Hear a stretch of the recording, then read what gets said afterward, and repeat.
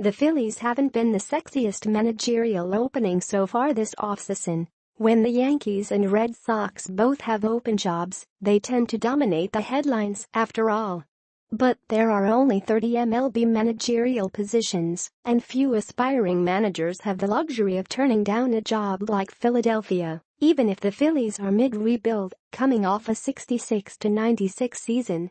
The Phillies, perhaps with an eye on that impending rebuild, have tapped Gabe Kapler, currently serving as the director of the Dodgers minor league system. FanRag's John Heyman first reported the Phillies were likely to hire Kapler. A decision is thought to have been made Sunday, and an announcement could come as early as Monday, or perhaps right after the World Series, which will end Tuesday or Wednesday night.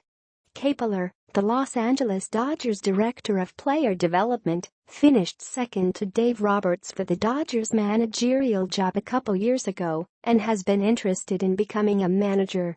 Kapler was said to have had a terrific interview and is said to have beaten out the Phillies' Triple-A manager Dusty Wathan and ex-Red Sox manager John Farrell to win the big position. Kapler has a keen interest in sabermetrics and nutrition, and while running the Dodgers farm system upset a few players by going to all-organic food. "I just really love that organic food note there. But that's not nothing. Biometrics might indeed be the next frontier when it comes to squeezing the last few drops of competitive advantage from players. But the analytical bent is also important, but moreover, it's the ability to interpret that information and actually get it to the players in a way that allows that information to be put to good use." Here's Philly.com's Matt Gelb, who was first to report it was a done deal, on why the Phillies prize that trait. But in the current baseball climate, Kapler's ascension is logical. The Phillies believe he can be the proper conduit between a data-driven front office and young clubhouse.